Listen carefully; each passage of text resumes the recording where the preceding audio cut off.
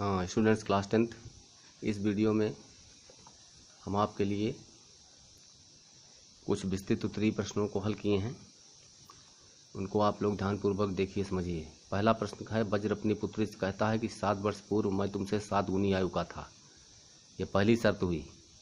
प्रश्न की ये पहली शर्त है कि वज्र अपनी पुत्री से कह रहा है कि 7 साल पहले उसकी जो उम्र थी वह उसकी पुत्री की उम्र की 7 गुनी थी।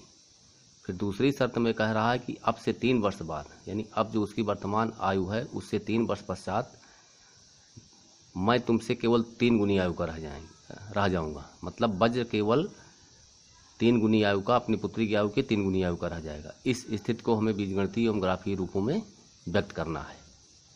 ठीक है ना? मतलब उनकी उम्रों को नहीं निकालना है, बीजगणितीय रूपों में व्यक्त करना है और ग्राफीय रूपों में उनको व्यक्त करना है। यानी बीजगणितीय समीकरण बनाना है दोनों शर्तों का, फिर उसको ग्राफ में उसका निरूपण कर देना है। तो माना वज्र और उसकी पुत्री की वर्तमान आयु क्रमशः x और y वर्ष हैं। ठीक है ना? 7 वर्ष पूर्व वज्र की आयु बराबर x - 7 वर्ष। ठीक, और 7 वर्ष पूर्व उसकी पुत्री की आयु y - 7 वर्ष। अब प्रश्नानुसार वज्र कह रहा है कि 7 वर्ष पूर्व मैं तुमसे 7 गुनी आयु का था। तो 7 वर्ष पूर्व वज्र की आयु x - 7 थी और पुत्री की आयु y - 7 थी। तो यह इसका 7 गुना था, यानी x - 7 जो है यह 7 गुणे y - 7 होगा। तो उसी को समीकरण के रूप में व्यक्त किया गया, x ऋण 7 बराबर 7, फिर ब्रैकेट में y - 7। अब इसको हल कर लेते हैं। तो x ऋण 7 वैसे को वैसे आ गया नीचे, 7 से गुणा हो जाएगा y में और इस 7 में, तो 7y - 7 = 49, या x बराबर 7y - 49। ये ऋण 7 इधर आया, +7 हो गया। पक्षांतर करने पर चिन्ह बदल दिए जाते हैं। तो हमें मिला x ऋण 7y बराबर -42। ये पहला समीकरण हुआ। ठीक है। अब दूसरी शर्त में कह रहा है कि अब से 3 वर्ष बाद मैं तुमसे केवल 3 गुनी आयु का रह जाऊंगा। तो जैसे अभी उसकी अवस्था x वर्ष है वज्र की, तो 3 साल बाद, 3 साल और बीतने पर उसकी अवस्था x + 3 हो जाएगी, पुत्री की अवस्था y + 3 हो जाएगी, पुत्री की अवस्था y + 3 हो जाएगी।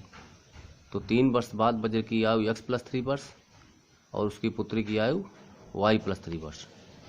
तो x + 3 बराबर 3 गुणे ब्रैकेट में y + 3, या x + 3 बराबर 3y + 9, या x - 3y बराबर 9 - 3 बराबर 6 हो गया। 9 में 3 घट जाएगा। तो समीकरण हमें 2 मिला। तो ये समीकरण 1 और समीकरण 2 ही इसका बीजगणितीय रूप हुए। जो पहले क्वेश्चन में कह रहा है कि इस स्थिति को आप बीजगणितीय एवं ग्राफीय रूपों में व्यक्त करिए, तो बीजगणितीय रूप इसका समीकरण नंबर 1 और समीकरण नंबर 2 हुआ। अब चलिए ग्राफीय निरूपण के लिए। तो ग्राफीय निरूपण के लिए हम यह करते हैं कि हम x के सापेक्ष y प्राप्त करते हैं, कम से कम 2-3 बिंदु प्राप्त कर लेते हैं। उन बिंदुओं को हम ग्राफ पेपर पर अंकित करके उनको मिला देते हैं, तो हमें एक रेखा प्राप्त हो जाती है, वही समीकरण का ग्राफ होता है। तो समीकरण 1 है हमारा x - 7y बराबर -42। ठीक है। तो इसको इस तरह से लिख दिया गया, x बराबर 7y - 42। हाँ, 7y दाहिनी ओर पक्षांतर हो गया, तो x बराबर +7y - 42 हुआ। ठीक। तो अब इसमें y के हम विभिन्न मानों को ले रहे हैं, उसके सापेक्ष x का मान हल किया जा रहा है। तो y का मान जैसे 5 लेंगे तो x का मान क्या हो जाएगा, 7 गुणे 5 = 35, 7 ×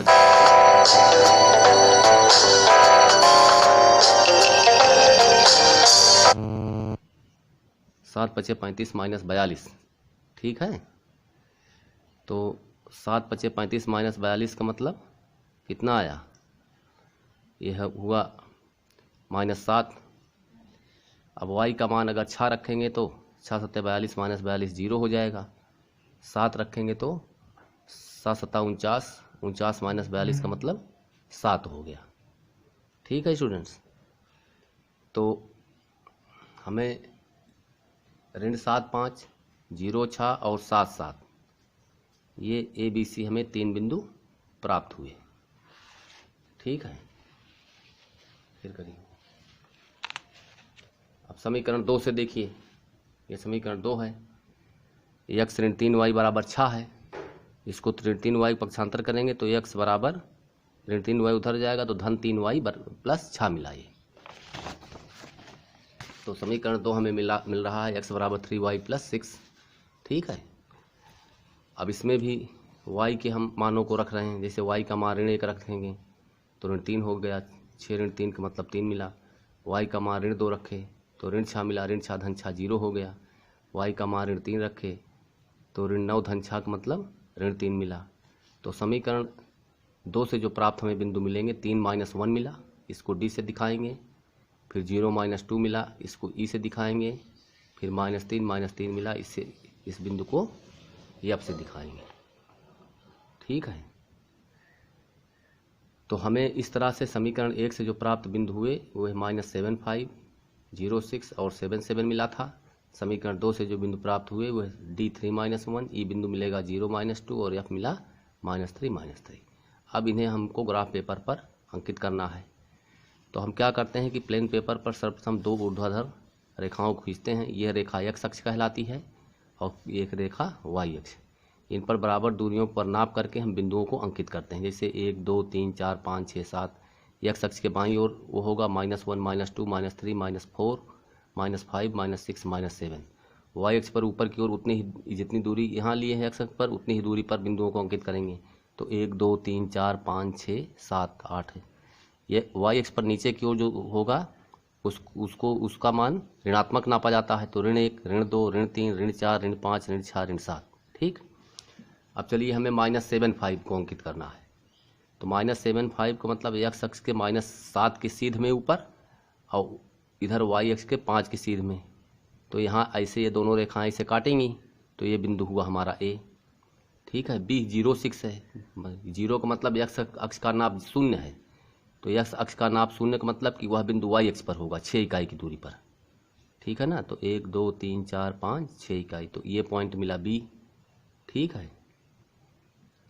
उसी तरह से C के लिए 7, 7 ये बिंदु अंकित हुआ, इधर 7 की सीध में और इधर 7 की सीध में। तो इनको इन तीनों बिंदुओं A B C को मिलाए तो हमें यह रेखा ABC प्राप्त हुई। तो यह समीकरण 1 का ग्राफीय निरूपण हमें प्राप्त हुआ। ठीक इसी तरह से समीकरण 2 का भी ग्राफीय निरूपण हम दिखा सकते हैं। अब समीकरण 2 के लिए पॉइंट D है 3 - 1। तो D ये बिंदु है, ये 3 के इधर सीध में, इधर -1 के सीध में। ठीक है ना। इसको मिला दिए तो ये पॉइंट मिला हमें 3 - 1। ठीक। फिर 0 - 2 है। 0 - 2 का मतलब x अक्ष पर 0 यानी वह बिंदु y अक्ष पर होगा। तो y अक्ष पर चूंकि -2 कह रहा है तो ऋण दिशा में 1 मात्रक 2 मात्रक। तो ये 0 - 2 पॉइंट हुआ E। f कह रहा है -3 - 3। तो ये -3 x अक्ष पर इधर है तो -3 के सीध में, इधर ये -3 के सीध में, इसको मिला दिए तो ये पॉइंट हमें मिला f -3 - 3। अब D E F को मिलाया गया तो यह समीकरण 2 का ये हमें ग्राफीय निरूपण प्राप्त हुआ या उसका आलेख प्राप्त हुआ। तो इस प्रकार से हम दिए गए प्रश्नों के आलेखों को हम प्राप्त कर लेते हैं। ठीक है। अब पूछता है इसका हल कौन है। तो इसके लिए हम क्या करते हैं कि जहाँ पर ये दोनों आलेख काटते हैं जिस बिंदु पर, वही बिंदु इस समीकरण का हल प्राप्त होता है। ऐसे क्वेश्चंस को हम अगले वीडियो में आप लोगों को समझाएंगे। Thank you for watching this video.